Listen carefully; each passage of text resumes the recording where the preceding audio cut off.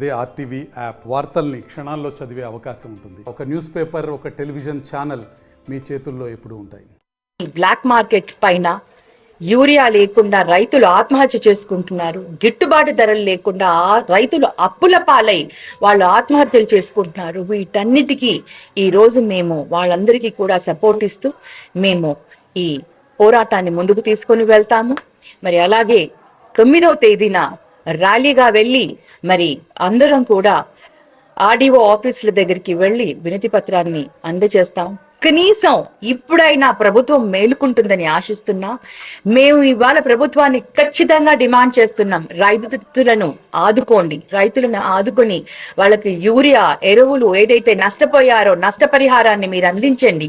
వాళ్ళందరికీ వారికి కావలసిన వ్యవసాయానికి కావలసిన ప్రతి ఒక్కటి కూడా మీరు ఇవాళ ఆదుకోవాలని మేము వైఎస్ఆర్సీపీ పార్టీ తరఫున డిమాండ్ చేస్తున్నాం. అచ్చెన్నాయుడు గారు వ్యవసాయ శాఖ మంత్రి గారు మాట్లాడిన మాటల్లో ఆయన నిజాన్ని బయటపెట్టేశారు. నిజమే, ఈసారి మేము కొద్దిగా ప్రైవేట్ వాళ్ళకి ఎక్కువ శాతం ఇవ్వడం జరిగింది అని. మరి అది ఎందుకు చేశారో వారే చెప్పాలి.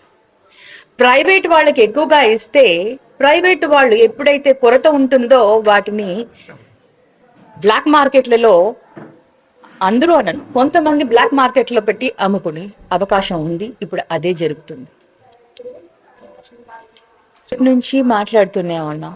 ఇప్పుడు ఖరీఫ్ అయిపోయింది. మరి నెక్స్ట్ సీజన్ కన్నా వాళ్ళకి కావలసిన యూరియాని ఇప్పుడైనా అందించాల్సిన బాధ్యత ఉంది.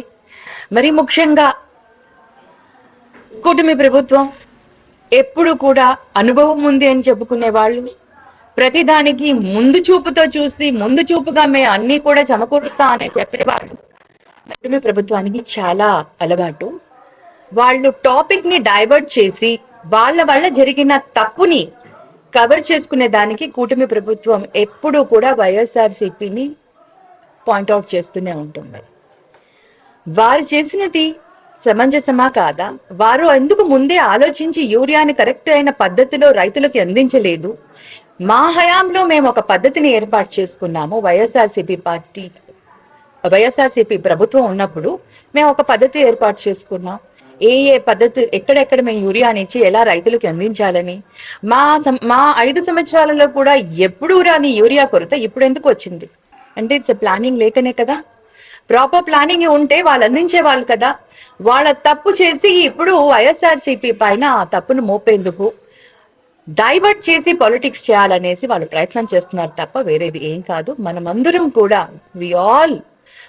కూడా రైతు బాధ కోసం మనం మాట్లాడుతున్నాం. ఇది మా సొంత ప్రయోజనాల కోసం కాదు. రైతుని మనం ఆదుకోవాల్సిన బాధ్యత మనకు ఉంది కాబట్టి ఈ రోజు మేము మా వాయిస్ ని వినిపిస్తున్నాం. మరిన్ని వీడియోస్ కోసం ఛానల్ ని సబ్స్క్రైబ్ చేయండి. లేటెస్ట్ అప్డేట్స్ కోసం వాట్సాప్ ఛానల్ ని ఫాలో చేయండి. అండ్ లింక్ డిస్క్రిప్షన్ లో ఉంది.